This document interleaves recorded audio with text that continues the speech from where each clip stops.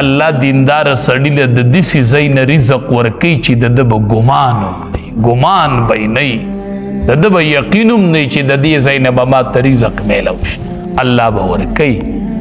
دا مرغۍ چې وي دا سحر خالی ججوري اوزي او ماښام ډکې ججوري واپس. هر ورځ الله رزق ورکوي، ډکې ججوري راځي.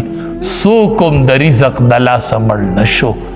رزق به الله ورکوي، خو چې کله بنده الله یادوي نو ویجعل له مخرجا، الله به ورله د تنګۍ کې لارې کولو کې، الله به ورته د هغه ځای نه رزق ورکي چې د ده نه به د هغه ځای نه به د ده ګمان هم دی.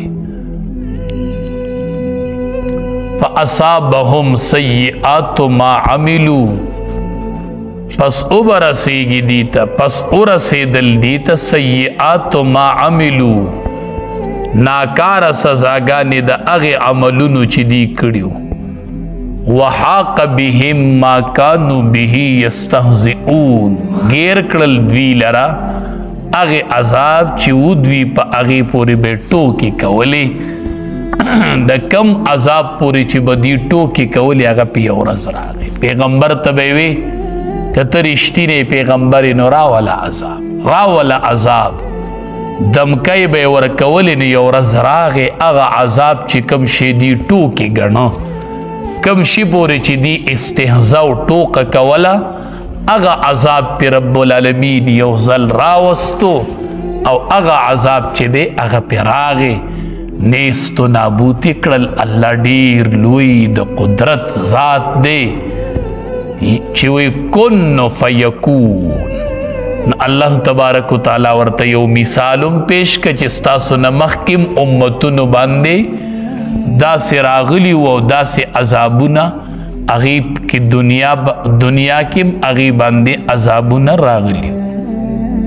فرمایي هل ینظرون، دی انتظار نه کوي، یعنی د څه خبرې انتظار باقی دی.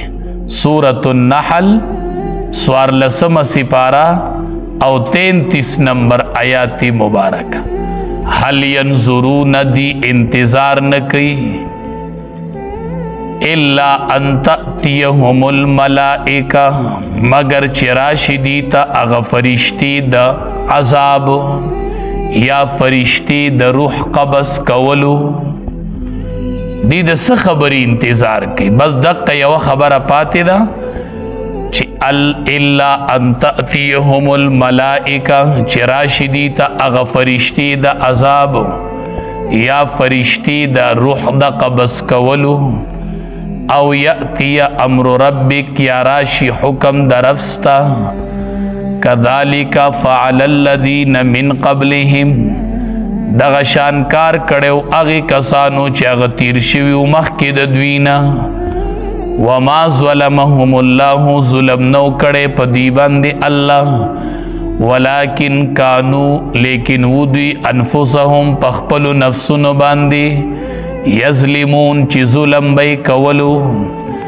فاصابهم، پس ورسېدلو دوی ته سیئات ما عملو، ناکاره سزاګانې د هغې عملونو چې دی کړي د هغې ورته دنیا کې بدلې ورسېدلې.